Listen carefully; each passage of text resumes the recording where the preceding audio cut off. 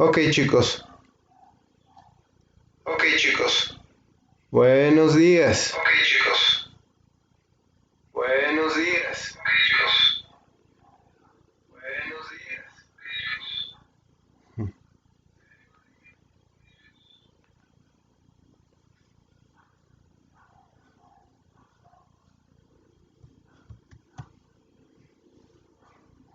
Bueno, espero que hayan descansado en sus casitas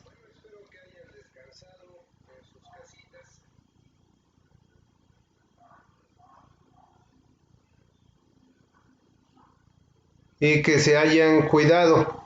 Estoy revisando que la imagen se vea bien. Y bueno, déjenme me peino.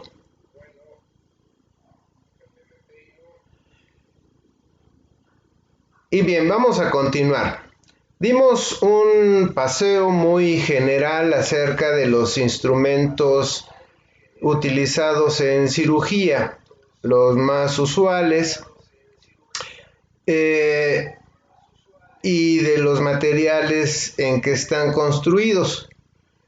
De modo que la idea es que algunos de ustedes ya en su desempeño profesional van a tener que ver las formas de limpieza, desinfección y esterilización del material quirúrgico, por lo cual era necesario conocer todo lo anterior que ya vimos. Entonces vamos a abordar el tema propiamente de la limpieza, desinfección y esterilización del material quirúrgico. Esto es muy importante y a propósito de los tiempos actuales, pues con la idea de que todo el instrumental utilizado no sea portador de gérmenes, de algún virus, de algún patógeno, en alguna cirugía, ¿verdad?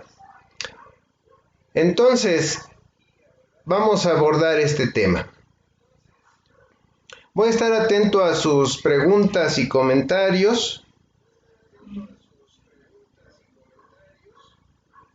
Así es que vamos a dar inicio. Una de las medidas más eficaces en la lucha contra las infecciones nosocomiales son sin duda la limpieza, la desinfección y la esterilización del instrumental quirúrgico. Todas ellas son tareas de responsabilidad de la enfermería y del área biomédica. Hay distintos sistemas de limpieza, desinfección y esterilización para comprobar y conservar dicho instrumental. Todos los microorganismos patógenos y en ocasiones aquellos que en condiciones normales no lo son, pueden producir diversas infecciones si son introducidos de forma mecánica en el interior del organismo, ya sea al realizar cualquier técnica quirúrgica o alguna exploración invasiva o simplemente una cura quirúrgica.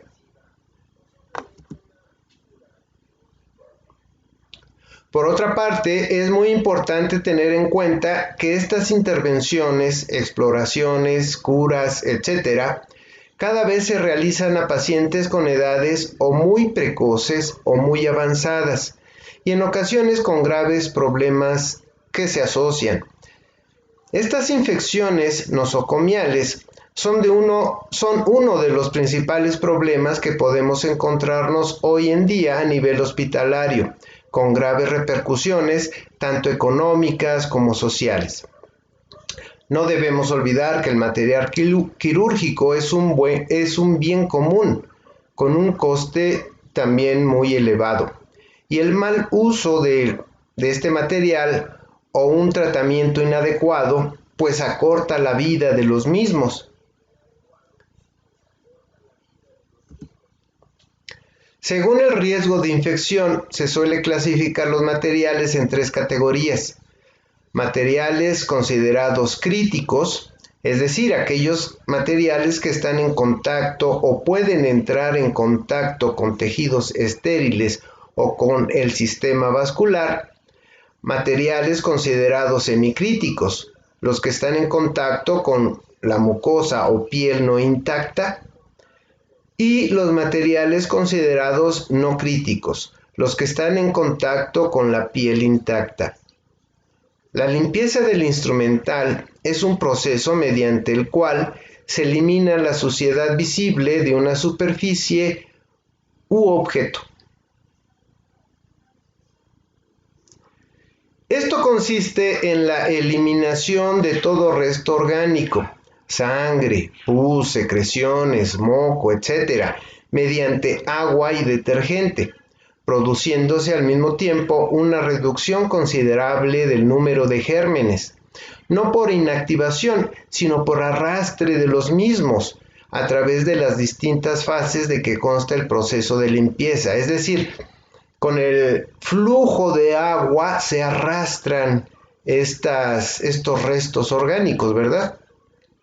La limpieza es el paso previo imprescindible en todo proceso de desinfección y esterilización, de manera que si el instrumental no está perfectamente limpio, no habrá una desinfección ni esterilización eficaz, pues la suciedad impedirá el contacto de la superficie del instrumental con el agente desinfectante o esterilizante, quedando las bacterias protegidas por esa capa de suciedad, produciéndose además una corrosión del mismo por este punto, que lo acabará inutilizando. Entonces, los tres aspectos que estamos realizando en esta primera etapa, que es la limpieza, es algo imprescindible, ¿verdad? Los tres pasos son imprescindibles.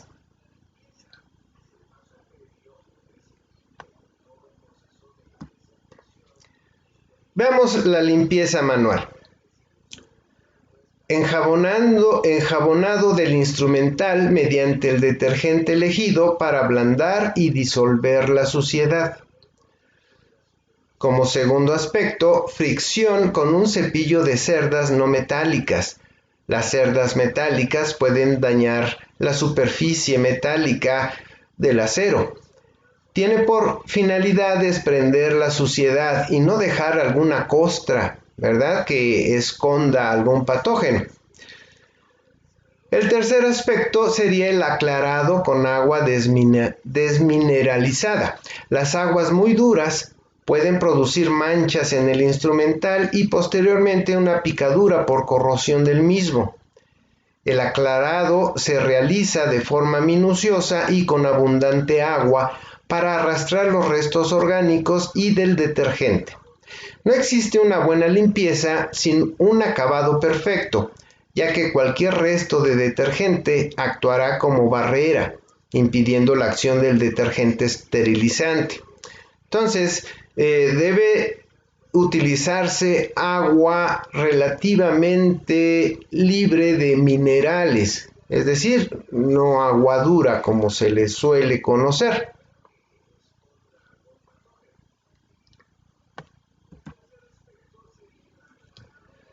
El siguiente aspecto sería el secado, que se realiza inmediatamente después del aclarado, para evitar la formación de manchas en la superficie del instrumental, que acabará produciendo una corrosión del mismo.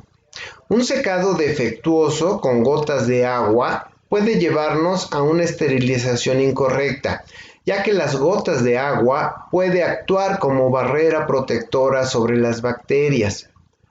Una vez limpio el instrumental, se procederá a la desinfección del mismo para evitar el contagio por el virus de la hepatitis B, C, VIH, etc., que se podría producir por un pinchazo por parte del personal que lo manipula al montarlo en los contenedores quirúrgicos.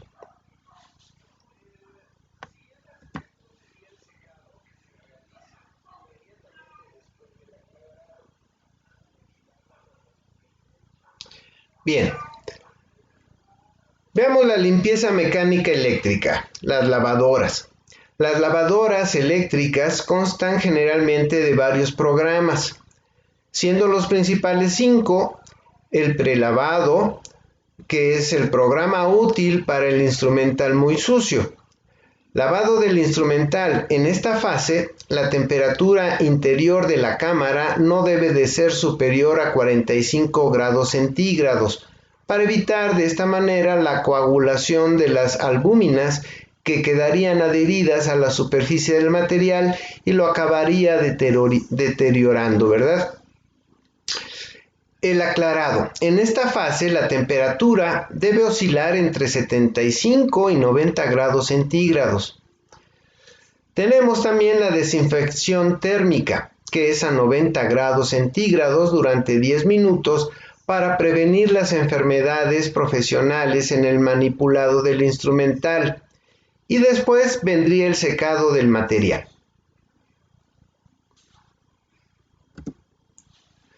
Tenemos la limpieza por ultrasonido. Este es un método rápido para la limpieza del instrumental. En pocos minutos este queda perfectamente limpio para esterilizar. Esta limpieza por ultrasonido ya lo habíamos platicado en alguna sesión anterior, que comentábamos que básicamente es un recipiente que suele ser de acero inoxidable, como lo ven aquí en la imagen, y que en la base puede tener una o más pastillas piezoeléctricas, las cuales se excitan con una señal ultrasónica. Esto hace que las moléculas del líquido que contiene el recipiente vibren a esa velocidad, digamos, se golpeen unas con otras, y si hay instrumental inmerso en él, pues estas moléculas van a golpear la superficie del instrumento y desprendiendo de él cualquier residuo que tenga. De modo que los instrumentos suelen quedar muy limpios.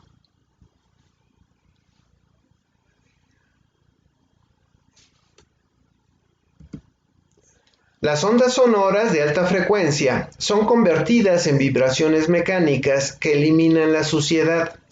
La temperatura de la solución de la cámara debe de ser de 40 grados centígrados, pues a una temperatura inferior el efecto de lavado se aminora y a mayor temperatura se produce una coagulación de las albúminas. En la práctica se ha comprobado que una duración del tiempo de lavado de 3 a 5 minutos con una frecuencia de unos 35 kHz es suficiente para la limpieza del instrumental. De los múltiples detergentes que existen en el mercado, la elección del mismo detergente se hará en base a su poder desincrustante, que facilite su penetración hasta los puntos más inaccesibles, eliminando la sangre, secreciones, aceites, etc., así como que sea efectivo en aguas duras, que no formen placas calcáreas, de fácil enjuague, que no sea corrosivo y fácilmente biodegradable.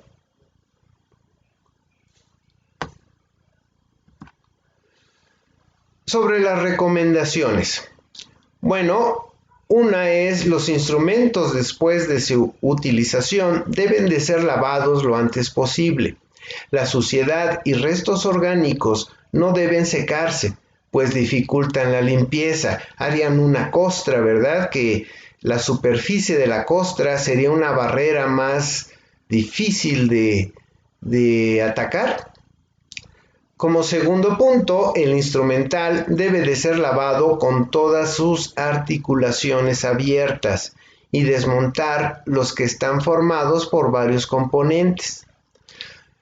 Tercero, no poner en contacto nunca el instrumental con soluciones salinas, debido a su alto poder corrosivo. Lo ideal es utilizar agua desmineralizada, en la limpieza del mismo, pues de esta forma se alarga la vida del instrumental. Los motores y materiales eléctricos no deben sumergirse nunca en agua, pues rápidamente se averían y se limpiarán con paños humedecidos y aerosoles con solución enzimática, secándose con una pistola de aire comprimido.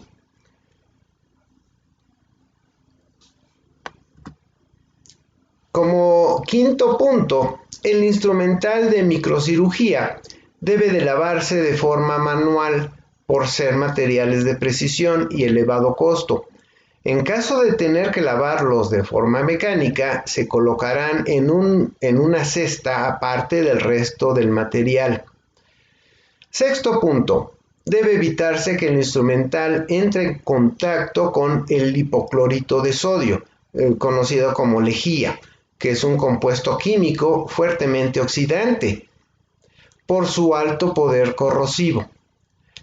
Séptimo punto, los instrumentos tubulares como endoscopios, cistoscopios, que son para la uretra, la vejiga urinaria, etc., siempre se lavarán de forma manual, teniendo especial atención en la limpieza y enjuague de cavidades y canales, utilizando la pistola de agua a presión y teniendo en todo momento sumo cuidado por no rayar la óptica, ¿verdad?, de estos instrumentos. En todo momento hay que respetar la dosificación del detergente que recomienda el fabricante, teniendo en cuenta que una menor dosis lo hará ineficaz y si por el contrario esta dosis es mayor, aumentaremos su poder corrosivo. Como noveno punto, para prevenir la corrosión por rozamiento de instrumental, se realizará una lubricación del mismo con aceite de parafina antes de proceder a su esterilización.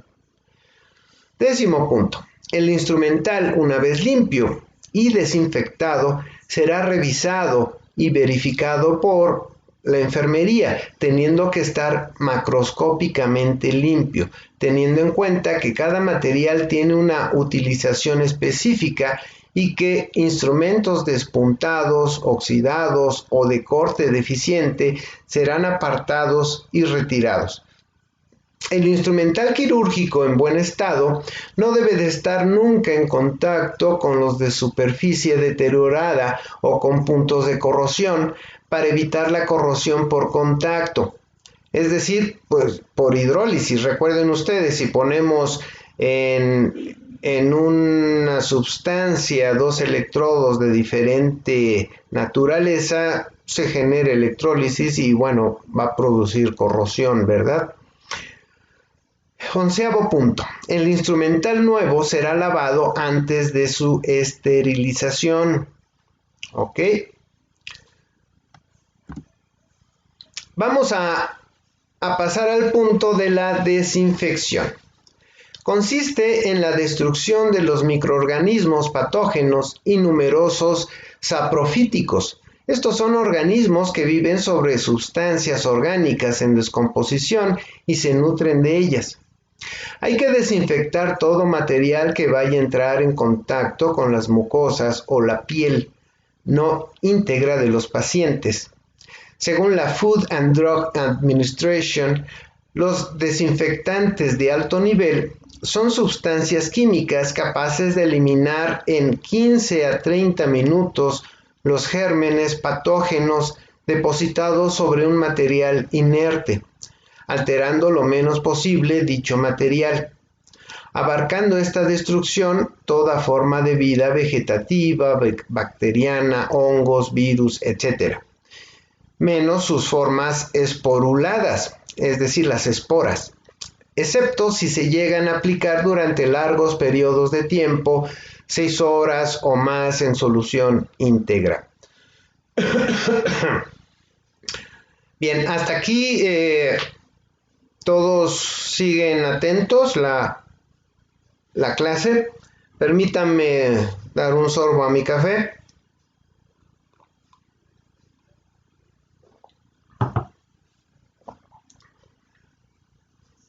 Ok, vamos a continuar.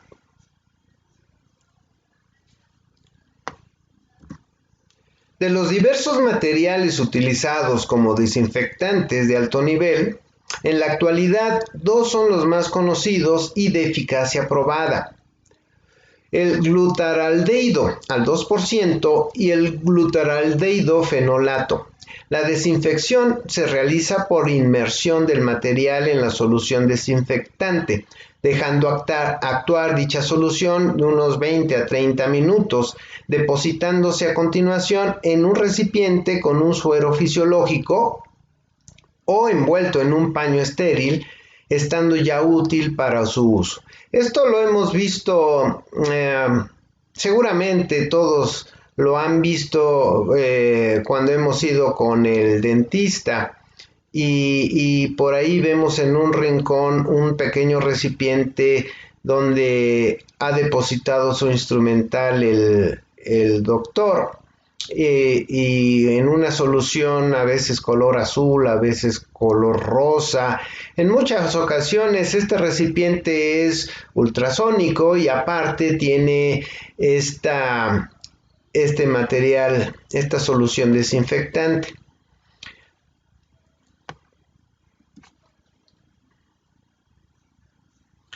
Bien, vamos a pasar a la esterilización. La esterilización consiste en la destrucción de toda forma de vida microbiana, incluidas las esporas. Las esporas son los microorganismos más resistentes al calor, así como a los agentes químicos y radiaciones. Son múltiples los medios y sistemas de esterilización, aunque a nivel hospitalario y ambulatorio los más importantes son el calor seco, que es la esterilización por este método, que se realiza con aire seco calentado en los denominados hornos de Pasteur o estufas de Poupenel. Por la acción del calor, las esporas y bacterias se desecan, produciéndose una coagulación de sus proteínas. Tenemos la esterilización por vapor de agua, el famoso autoclave. El calor húmedo en forma de vapor saturado a presión es muy eficaz para la destrucción de toda forma de vida microbiana, incluso las esporas. La acción esterilizante se produce por el doble efecto del calor y de la humedad. El vapor penetra a través de las células, ocasionando la muerte de las mismas. Entonces, vean, aquí tenemos una imagen del autoclave que, como se comenta, pues es un horno que produce también vapor de agua a una presión alta,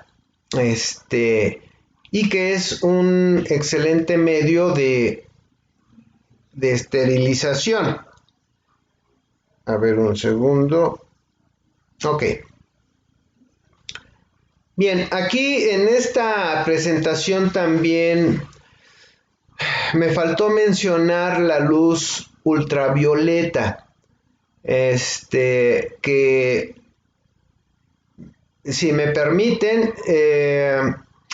terminando esta sesión, voy a tomarme una media hora o algo así, para añadir 2 o 3 diapositivas respecto a la luz ultravioleta.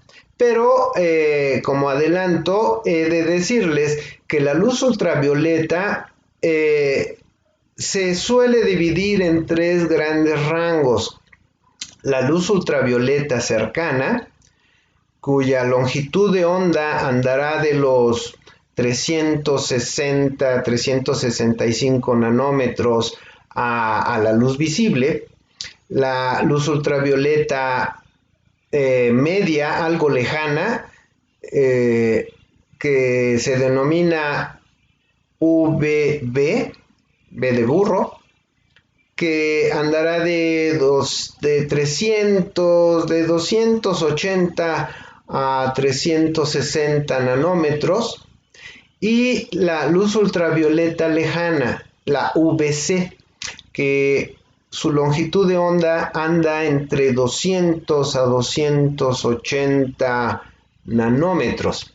Recuerden ustedes de sus clases de física que según aumente la frecuencia de un haz luminoso, de un haz pues sí, luminoso, pues aumenta su energía. De modo que la luz ultravioleta lejana, la VC, tiene bastante energía y que al exponer los gérmenes a esta longitud de onda, otra vez les repito, de 200 a 280 nanómetros, pues la energía de esta VC descompone el ADN de los virus, bacterias y demás microorganismos, de modo que, en pocas palabras, digamos que ya no se van a poder reproducir. Y también los hospitales suelen tener cámaras de luz ultravioleta lejana del VC, que son hornos semejantes a estos, pero de VC, ¿verdad? Bien, vamos a continuar. Y bueno, aquí tenemos otra vez la famosa charola de instrumental. Recuerden lo que les platicaba, haciendo la semejanza del médico instrumentista, del anestesiólogo y del cirujano con los equipos de fútbol.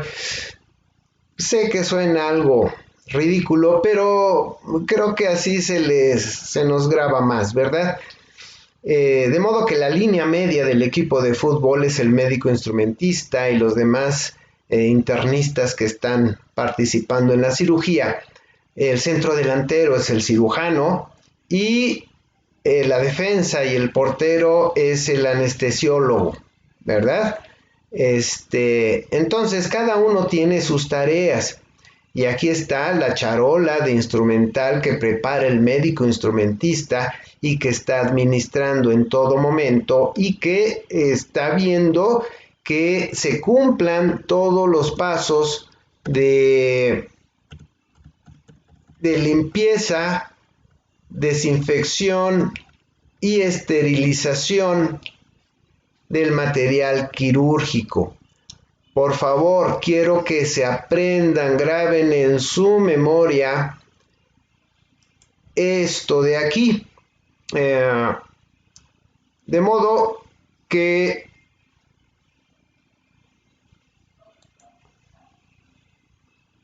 siempre tengan en cuenta, porque varios de ustedes van a participar en esto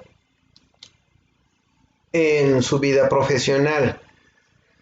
Las fases del tratamiento del material quirúrgico es la limpieza, desinfección y esterilización.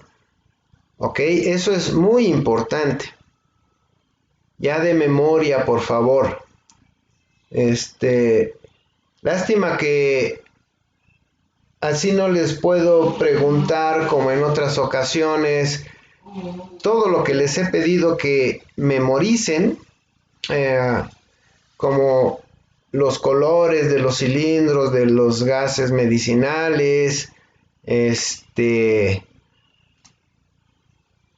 desfibrilador que puede operar en sincronía con la respuesta cardíaca, que son los cardioversores, ¿verdad? Etcétera. Pero traten de recordar bien todo lo que hemos visto, por favor. Bien, permítanme un segundo. Voy a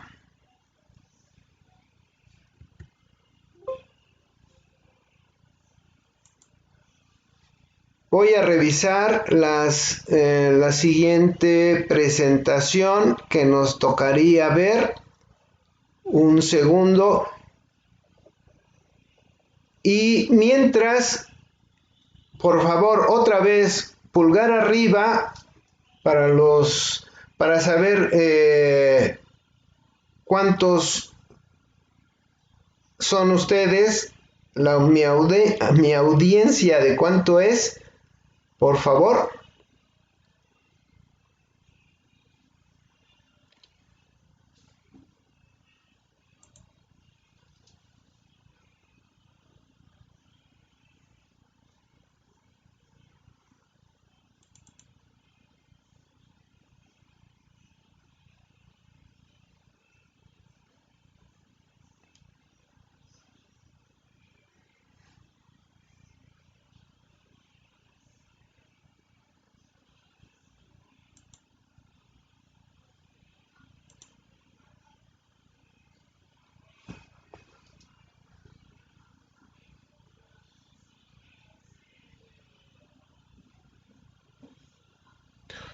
Cuatro, 6, 8, 10, 12, 14, 16, 18. Ay, 19, qué bueno.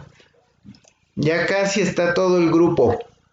Bien, chicos, pues vamos a continuar con el tema. Miren, este es el último tema del curso. El último tema teórico. Recuerden ustedes que hay que hacer algunas prácticas. Seguramente ya revisaron el documento que se envió por parte del Politécnico. De modo que regresando a la escuela, pues van a tener puras prácticas, ya no vamos a ver teoría, y que bueno, vamos a resolver problemas, algunas dudas, etcétera, pero bueno, vamos bien. Lo que más me interesa es terminar la teoría, y de repente hasta vemos algo aparte, algo adicional. Bien, entonces, permítanme un segundo. Bien.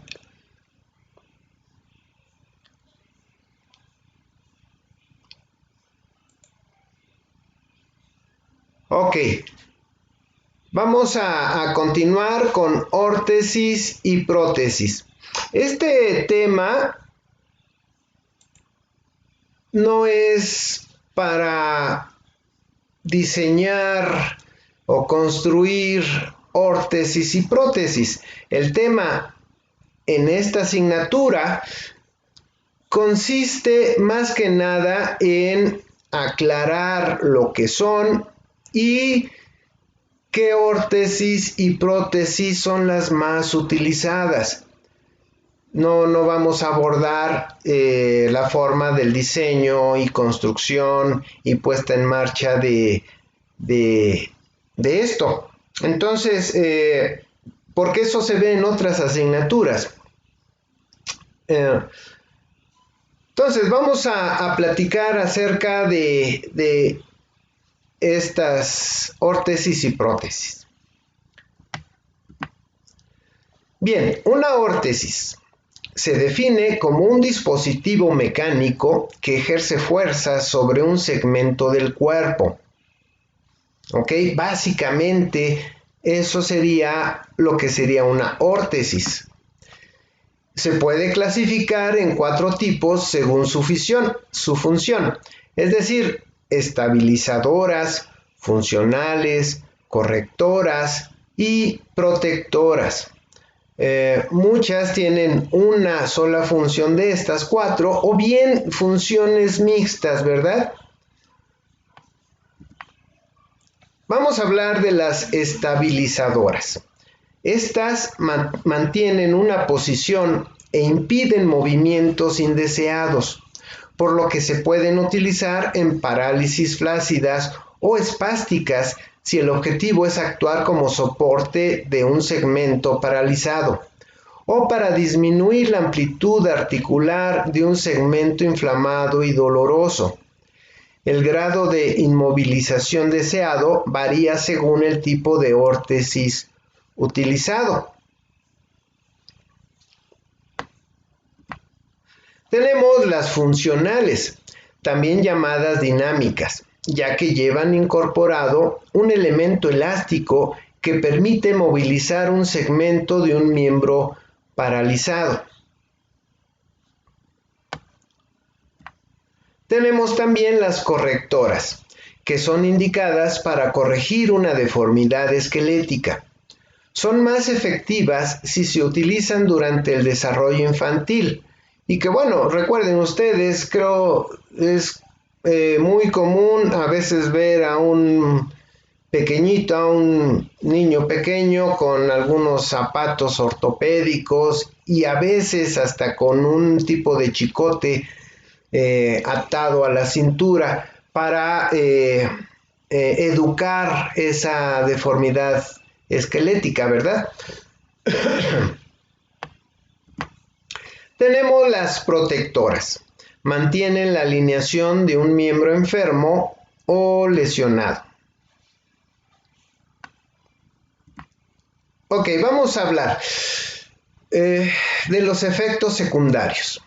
Las órtesis estabilizadoras, por su propia función inmovilizadora, siempre producirán efectos atrofiantes de la musculatura inmovilizada, además de rigidez articular secundaria al déficit de movimiento. Las estructuras celulares intraarticulares precisan movimiento para recibir aporte nutricional. Es decir, el organismo le va ayudando a las estructuras que funcionan. A las que no funcionan o no se dejan funcionar, les va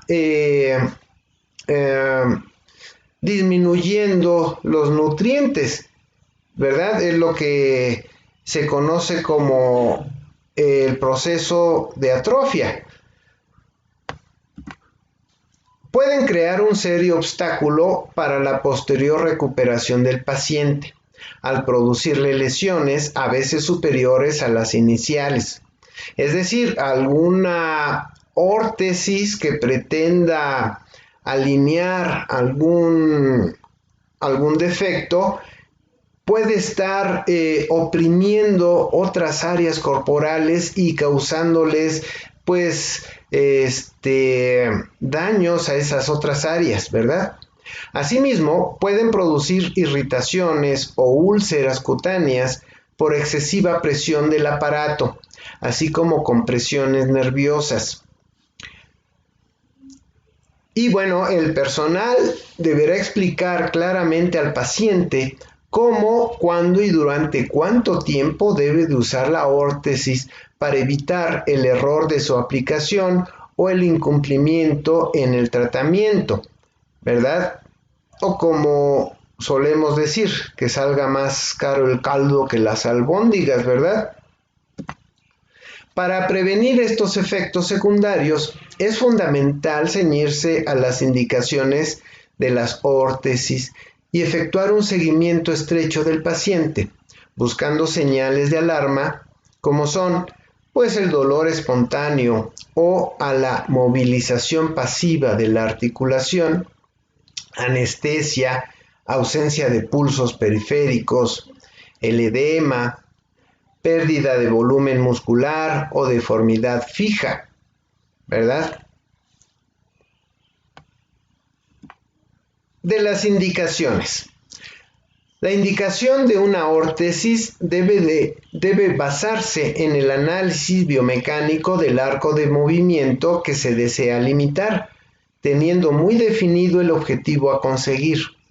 Las órtesis estabilizadoras de mayor aplicabilidad por incidencia de patología y facilidad de aplicación son las utilizadas en el tratamiento de las patologías de columna cervical, lumbar, codo, muñeca, tobillo y además de las plantillas. Vamos a revisar en lo general algunas órtesis comúnmente utilizadas y que probablemente muchos de nosotros ya hayamos visto.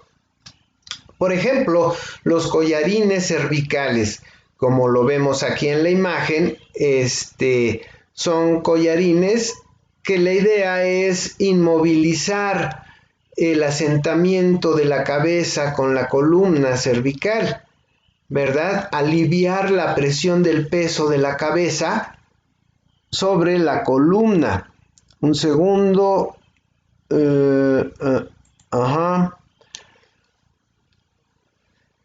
Disminuyen la movilidad de la región cervical con el objetivo de relajar la musculatura y lograr la consiguiente analgesia según el grado de inmovilización deseada.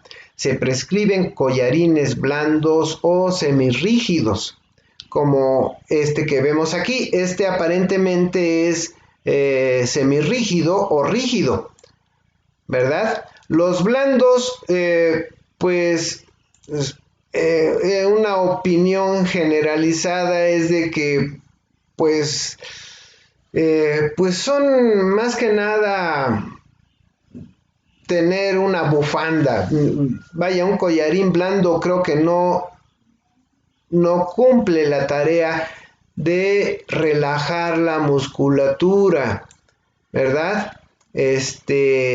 Y aliviar la presión en la región cervical.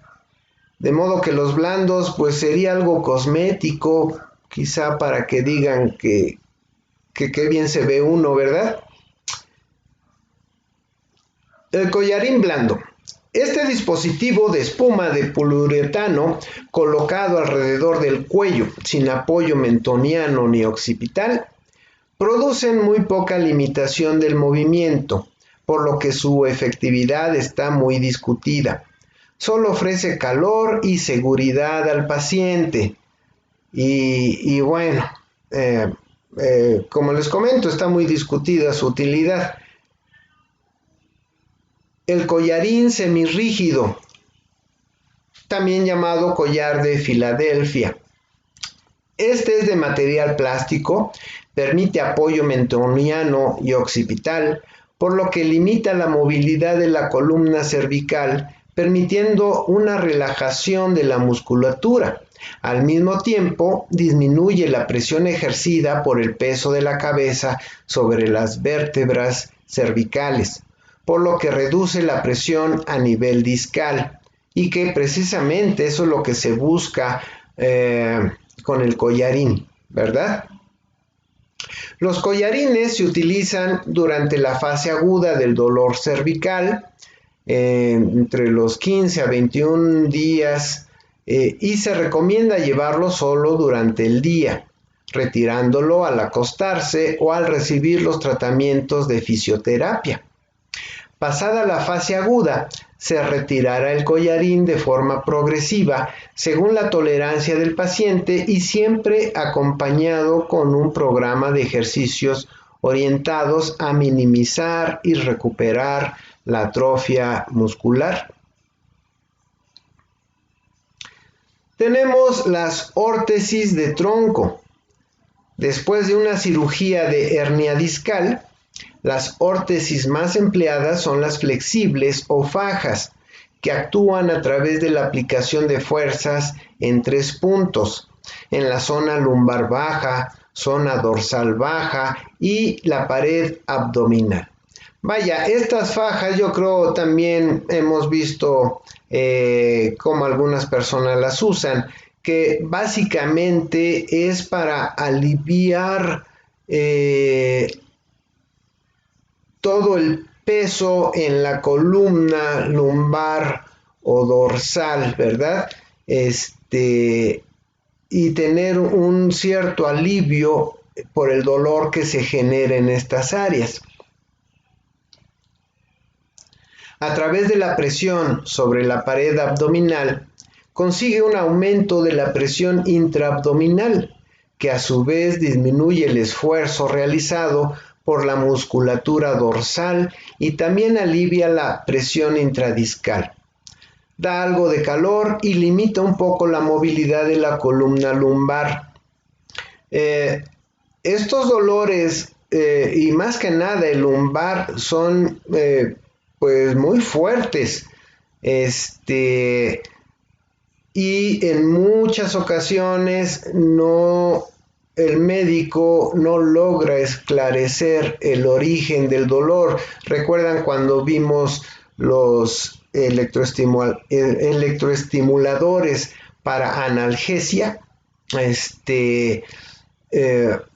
Los interferenciales, que en muchas ocasiones se utilizan para dolores de este tipo, y cuyo origen del dolor no se tiene claro.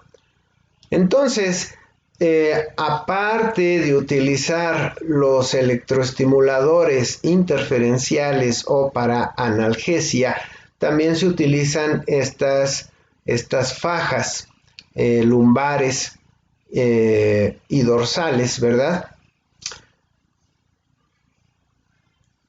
Como en los demás casos de utilización de órtesis, es importante que el paciente realice ejercicios frecuentes de potenciación de la musculatura dorsal y abdominal para combatir la atrofia muscular que conlleva el uso de la faja. Es decir, si una persona utiliza una faja lumbar por mucho tiempo, pues la musculatura abdominal pues se va a empezar a atrofiar, va a perder tono muscular, y cuando no tenga la faja puede ser que ahora sí tenga una lesión mayor, ¿verdad? Entonces recuerden ustedes, las órtesis, en específico las fajas lumbares, dorsales, de utilizarlas en demasía, también va a causar este efecto secundario de que la demás musculatura va a empezar a perder tono muscular, ¿verdad? De modo que hay que tener atención en eso. La revisión de los estudios realizados sobre la efectividad de las fajas lumbares da lugar a las siguientes conclusiones. Las fajas lumbares no son efectivas para la prevención primaria de la lumbalgia. No disminuyen la incidencia de casos nuevos de lumbalgia. Probablemente algunos de ustedes no estén, porque no les ha sucedido, pero una persona con lumbalgia es un dolor muy fuerte en la cintura, ¿sí? En la zona lumbar. Hagan de cuenta, yo creo muchos hemos visto a personas que caminan, y decimos así entre comillas, caminan como viejitos, es decir, con una mano en la cintura y caminando muy lentamente, así como si fuera algo doloroso. Y efectivamente es algo doloroso. Una situación que me pasó hace como 25 o 30 años, me dio una lumbalgia. Yo la atribuyo a que en cierto periodo que hacía mucho frío, yo salía con mi camisetita, y creo tuve una contracción muscular en el área lumbar, pero muy fuerte, de modo que así de la noche para la mañana tuve un dolor de cintura muy punzante, y incluso en las noches al estar dormido e inconscientemente quererme dar la vuelta, dormido, despertaba del dolor. Así son de punzantes estas. Incluso era eh, eh, todo un espectáculo verme pararme de la cama porque no me podía parar. Me daba la vuelta y me dejaba caer con las manos hacia el piso y aguantando el dolor y etcétera. Es terrible. Yo creo a muchos de ustedes no les ha sucedido, pero es muy, muy doloroso el dolor lumbar. Eh, y de modo que uno camina pues así muy lentamente, y agarrándose la cintura, y no fue nada, vaya, no recibí un golpe, nada, vaya, fue un enfriamiento por andar con tremendo frío y en camisetita, ¿no? El estiramiento. Pero la duración de esto, pues fue como 3 semanas y empezarse a cuidar. No queda otra más que taparse bien, por supuesto. Empecé a ponerme unas vendas, que son, han visto, hay vendas anchas alrededor de la cintura para mantener el calor, y también algo apretadas para que le hiciera como faja lumbar. Y poco a poco se va quitando solamente, ¿verdad? Y de repente tomando un Panadol o algo así. Eh, pero vaya, sí son dolores muy, muy fuertes y que espero que no les pase a ninguno de ustedes. De modo que hay que cuidarse. Y como hemos comentado, aparte de las fajas lumbares, también se utilizan la electroestimulación funcional como analgesia en esos puntos, ¿verdad? Ok.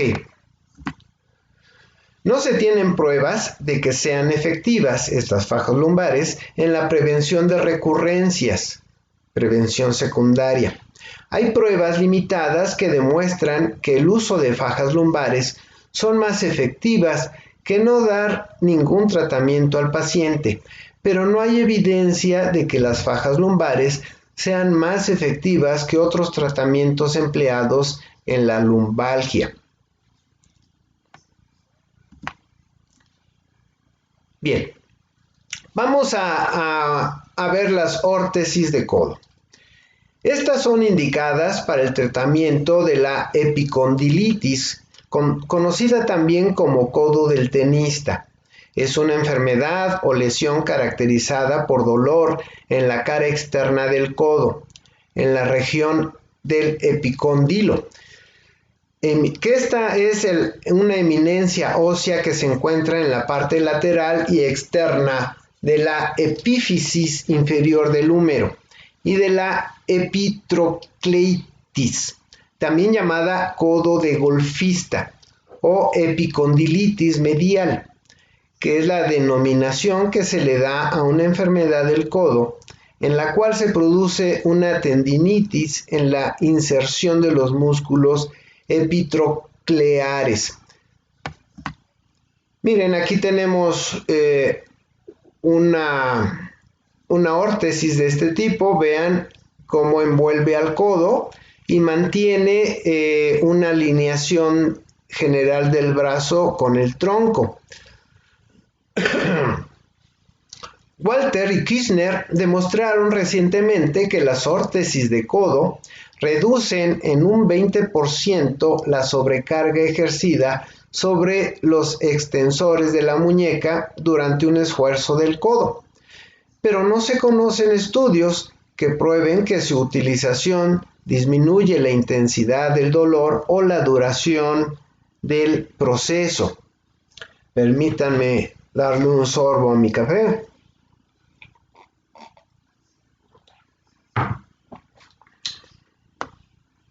Ok. Se utilizan dos tipos de órtesis: brazalete corto y codera, Ambas actúan reduciendo la tensión ejercida por las estructuras musculares cercanas a la inserción ósea. La diferencia entre ambas radica en que la codera da más calor y limita levemente la amplitud articular del codo, por lo que el reposo de la zona lesionada es mayor. También recuerden, una parte importante y que se ha demostrado que es efectivo es mantener el calor en el área lesionada. Con el calor constante, al hablar de calor es en temperatura corporal, ¿de acuerdo? No es un calor excesivo. Manteniendo un calorcito de temperatura corporal en el área lesionada, se ayuda a la vascularización o revascularización del área lesionada y se acelera el tiempo de recuperación de esa área. ¿Ok? Tenemos también órtesis de tobillo. Su utilización como tobillera es muy frecuente y de poca efectividad, pero las órtesis de tobillo con bandas de refuerzo han demostrado que reducen la incidencia de esguinces, esto es, lesiones de los ligamentos, del tejido fibroso que mantiene juntos los extremos óseos de una articulación, por distensión, estiramiento excesivo, torsión o rasgadura, acompañada de hematoma e inflamación y bastante dolor que impide continuar moviendo la región lesionada. En prevención primaria, aunque no hay pruebas que sean efectivas en la prevención de recaídas. Vean, aquí tenemos estas órtesis de las que hablamos.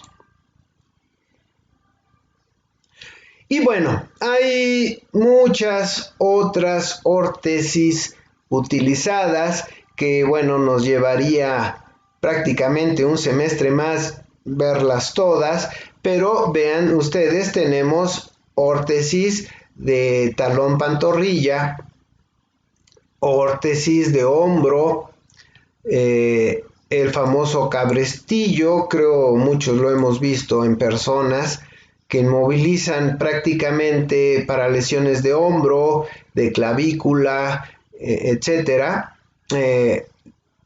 órtesis de dedo, en fin, tenemos, miren, de muñeca, etcétera. Hay muchas otras tipos de órtesis que se utilizan. Ok, vamos a pasar a revisar lo que son las prótesis. Estas se pueden clasificar de extremidad superior, que son estéticas, funcionales, accionadas por el cuerpo, accionadas por una fuente externa. También tenemos las prótesis de extremidad inferior, que serían las prótesis tradicionales, las prótesis modulares o esqueléticas. Vean ustedes, aquí tenemos la imagen de un pequeñito, pues que carece de sus extremidades y después con unas prótesis, ¿verdad? Estas prótesis son enteramente mecánicas. Que la persona, el paciente, aprende a utilizar con los movimientos de la espalda, ¿verdad? Aquí tenemos estas prótesis ya son de algunas décadas anteriores. Permítanme un segundo.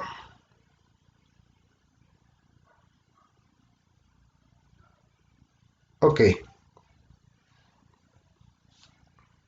Y otros muchachitos, otros pequeñitos con distintas prótesis. Vean ustedes, estas son totalmente mecánicas, no son mioeléctricas ni nada por el estilo. Estas prótesis fueron y en muchas ocasiones siguen siendo utilizadas desde los años 70 a la fecha. Aquí otro muchachito con prótesis, vean ustedes. Y vamos a ver un poco, recuerden ustedes, hay prótesis que se suelen anclar, por ejemplo, en el fémur, de modo que después de una amputación se expone el fémur y se trata este hueso, de modo que se puede anclar un clavo a lo largo del fémur para a partir de ese clavo atarlo a otra extremidad corporal o a una prótesis. Entonces, estos clavos, digamos, son los llamados prótesis de cadera. En este caso, en la cadera se hace alguna incisión y se pone un clavo, ya sea para poner el anclaje de una prótesis. Estos clavos puede ser el componente femoral de Charnley, el componente femoral Calendruccio o el componente femoral de Sarmiento. Estos son los anclajes protésicos. Al hacer una cavidad en el hueso, por ejemplo en la pelvis, y ahí incrustar un clavo, debe de utilizarse un tipo de, digamos, pegamento, ¿sí? Por ejemplo, la cementación con polimetacrilato, PMMA. También se ajusta el press fit como ajuste mecánico. También un recubrimiento poroso. O bien con hidroxipatita. Entonces, estos son como las formas de anclar los clavos que servirán para sujetar otra extremidad corporal o bien alguna prótesis. Cuando esta cementación puede fracasar es debido al aflojamiento del implante o bien al desgaste de las superficies articulares. De los encajes, la interfaz entre el área amputada y la prótesis, tenemos el encaje de apoyo terminal, el encaje con apoyo isquiático y el encaje con doble apoyo. Todo esto lo vamos a profundizar en las siguientes diapositivas. Tenemos las prótesis en desarticulaciones de rodilla. Tenemos las prótesis exoesqueléticas, los elementos mecánicos funcionales y los elementos portadores son los que confieren a la prótesis su aspecto exterior. Las prótesis endoesqueléticas, que esto es el revestimiento externo, no posee ninguna rigidez que aporte soporte. Tenemos las rodillas monocéntricas.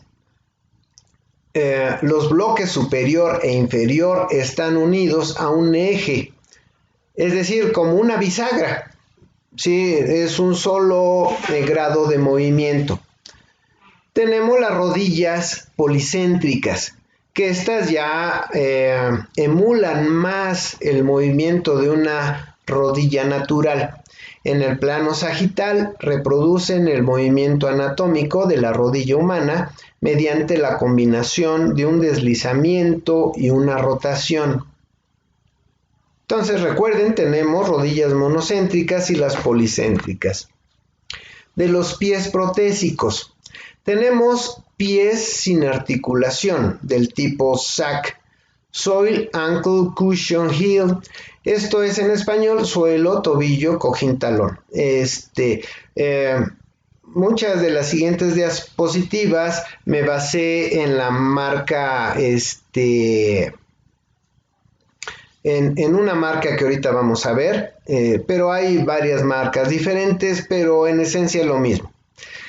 También tenemos los pies dinámicos que permiten restituir una parte de la energía acumulada durante el ataque del talón y el desarrollo del paso. Es decir, al dar la zancada,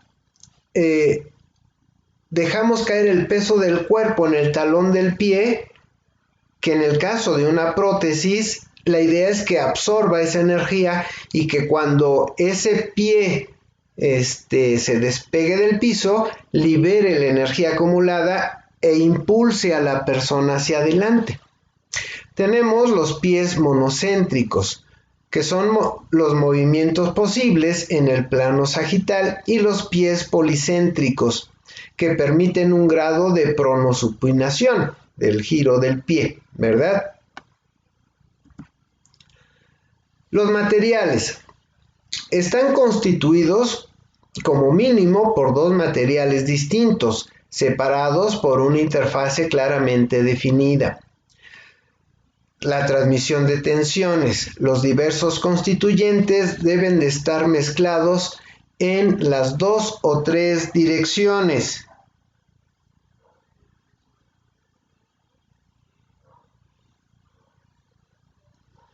Bueno, aquí veo un comentario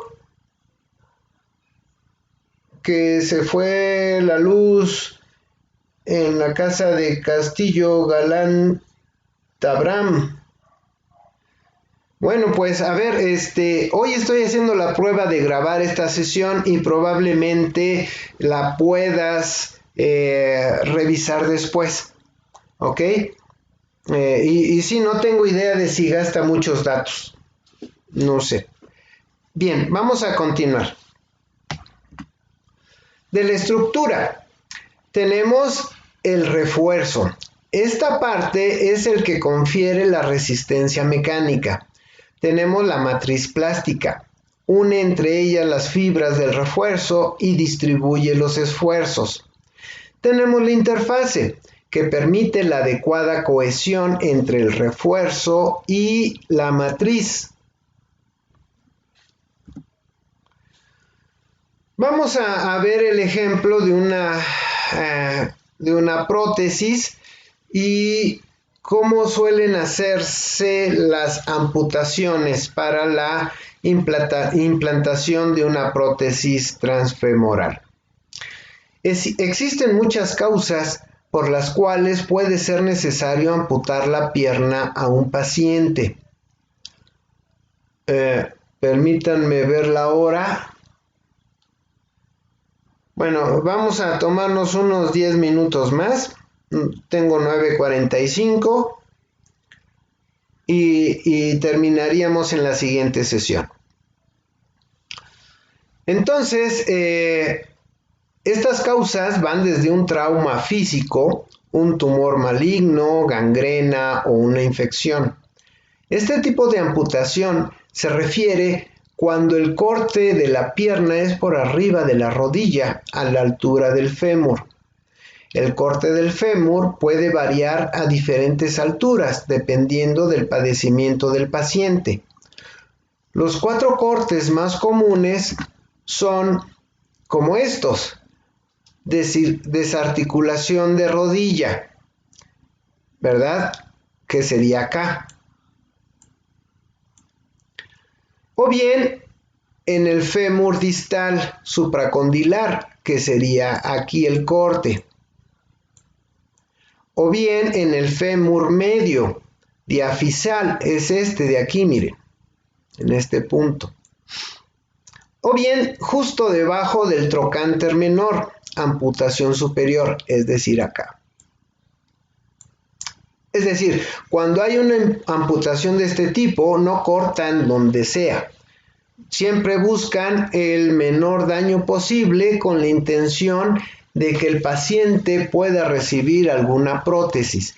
Y estos puntos son estos. ¿De acuerdo?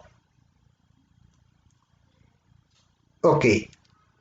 Como regla, cualquier longitud de fémur restante hace mucho más fácil el acondicionamiento de una prótesis que ninguna. Incluso la amputación abajo del trocánter es preferible a la desarticulación de la cadera, ya que aún con 3 a 5 centímetros restantes de hueso femoral se puede ajustar una prótesis al paciente. Amputar una pierna es un proceso complicado que involucra suturar nervios, venas y músculos para crear un muñón sano y que sea aún funcional.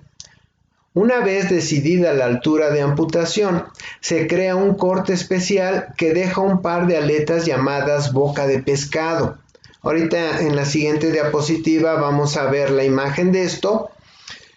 Estas aletas sirven para suturarlas por encima del fémur cortado y crear un muñón, es decir, una terminación redondeada y acolchonada por el mismo músculo y tejido, que evite la presión de la prótesis directamente en el hueso. Vean ustedes, aquí tenemos la imagen, vean aquí cómo es el corte, así tipo boca de pescado.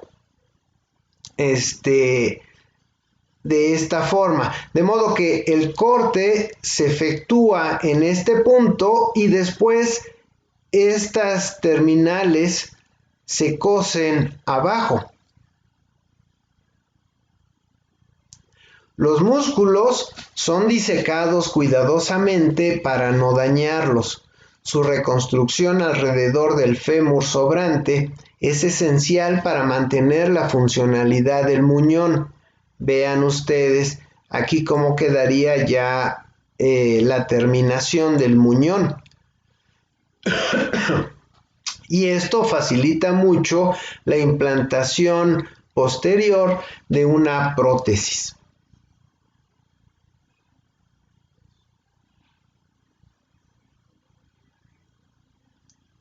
Ok, para este tipo de amputación se necesita una prótesis transfemoral. Actualmente existen diferentes materiales y tecnologías que permiten una variedad de elecciones para todo tipo de pacientes, desde el más sedentario hasta pacientes de alto rendimiento. Las prótesis están compuestas por 5 elementos principales, que serían la suspensión, el socket, la rodilla, el pilar y el pie. De esta forma. ¿Ok? Y bien, vamos a seguir hablando de esto en la siguiente sesión. Vamos a dejarle aquí. Y si hay preguntas, comentarios, pueden escribirlas ahorita. Y bueno, vamos a abordar estos elementos de una prótesis de pierna en la siguiente sesión. Y permítanme un segundo, también vayan pensando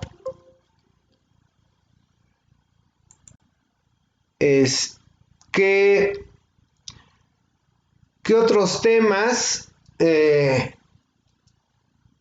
podríamos revisar. Vaya, inclusive podemos repetir algún tema que no haya sido totalmente claro.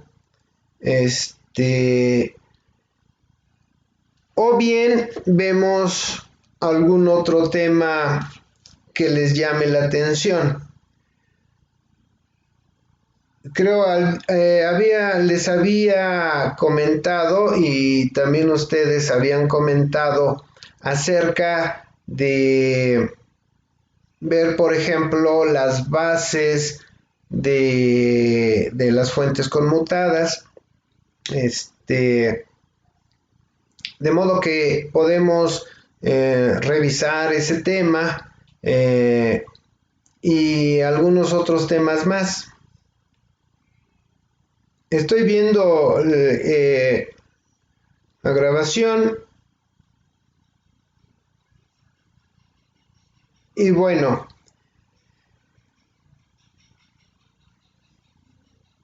hay cierto retraso de modo de unos minutos entre la transmisión que hago y lo que ustedes reciben, de modo que en lo que tomo mi café pongan preguntas, pongan propuestas, etcétera.